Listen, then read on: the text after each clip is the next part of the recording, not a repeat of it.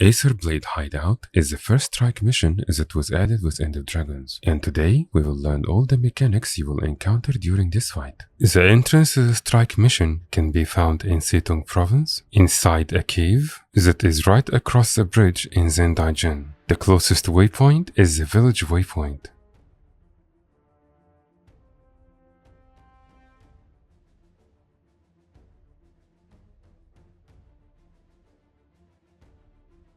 Or you can use the main strike mission hub in Arborstone. When you talk to the NPC, choose the second option, I would like to enter a strike mission, and then choose Aetherblade Hideout. Once you are inside and stand on the white circle, a message will show up. When everyone click ready or the timer runs out, the fight will start. The first thing you will need to do is break bar. It is a little harder to break than usual, so equip some CCs in your build because you will need them. Mai Trin only has 3 attacks you need to worry about, and they happen one after another in a specific pattern. She will start with a cone attack that does more damage. Stand beside her to avoid this attack. Next, she will rush forward in a certain direction indicated by an arrow. This will do medium damage and knock players down on her way, so having stability can be helpful to prevent that. You will get hit if you are too close, even if you are standing beside her, so leave 2 steps between you and Mai Trin. The third attack will be 2 diagonal AoE lines that will do medium damage. To avoid the damage, stay at your location from the rush attack earlier for a couple more seconds. The next phase starts at around 60%, and 4 Scarlet Phantoms will appear.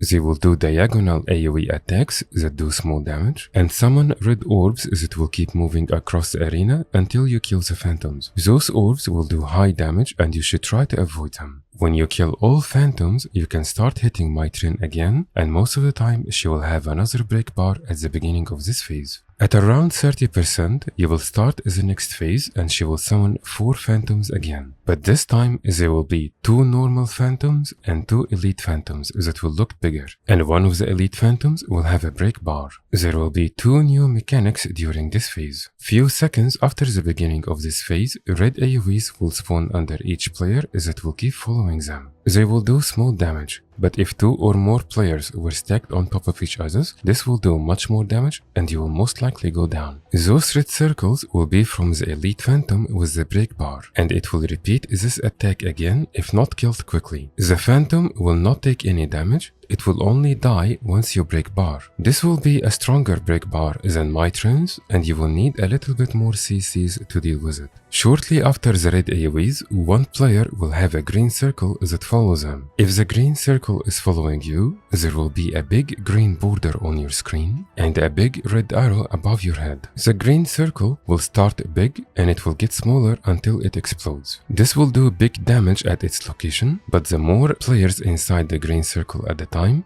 the less damage everyone will take. So whoever will have the green circle should stack with the rest of the squad and keep moving with them all the time. This green circle will be from the other elite phantom across the platform, and if it was not killed quick enough, you will have to deal with the green circle mechanic again. The other 2 normal phantoms are easy to kill. They will have the same diagonal AoEs with red orbs that we explained before. Also during this phase, Mai Trin will still be there, performing a couple of her usual attacks that we explained before. When you kill all 4 phantoms, you can start attacking Mai Trin again. Most of the time, she will have a break bar at the beginning of this phase, and her attacks will be exactly the same as we explained before. When she reaches 10%, the fight with Mai Trin stops, and now you will fight Scarlet until the end. At the very beginning, when she spawns, she will have a break bar that is not too hard to deal with, and it will be a little easier than Mai Trin's. Scarlet will have 3 attacks she will repeat over and over until the end of the fight. Red orbs will spawn around her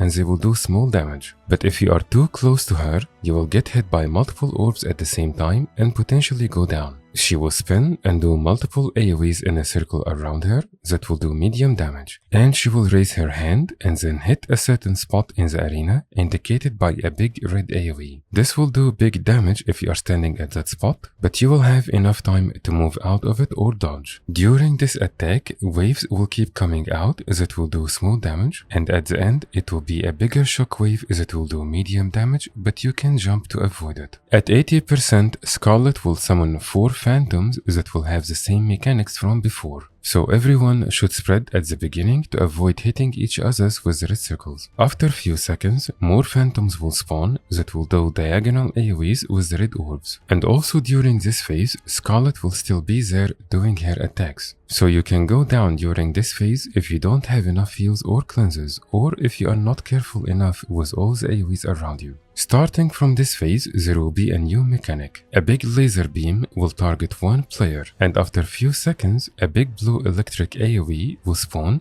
that will do massive damage and can easily wipe the entire squad. Whoever will have the aggro from the laser beam must take it away from the squad. You will know if you are the one targeted by the laser beam because there will be a big blue border around your screen, and you will see a big laser beam above your head. Most of the time, Scarlet will do this laser attack after 2 shockwave attacks. When you kill all phantoms, you can start attacking Scarlet again, and most of the time, she will have a break bar at the beginning of the phase. At around 60%, the entire arena will be covered in red. Scarlet will stand at the edge of the arena, and she will not be standing in the middle. Instead, she will be much closer to one side of the arena. You will see an arrow indicating the direction of the big incoming AoE she will do after a few seconds. This will divide the arena into 2 sections. One that will have a smaller space between the edge of the arena and the incoming attack, and the other section will have a bigger space. Stand in the middle of the section with that bigger space. 3 circles in total will appear one after another. A couple of seconds after the third circle spawns, she will do the big attack. Only one of those circles will be your safe spot. It will be the only circle in the middle of that big space section, while the other 2 circles will be right on her big beam attack. Starting from around 50% and until the end of the fight, Mai Trin will keep spawning every few seconds and do a cone attack that will do medium damage. At around 40%, there will be another phantom phase with all the same mechanics as we explained before, and at around 20%, you will have to deal with the big red AoE that covers the entire arena with the 3 circles with a safe spot.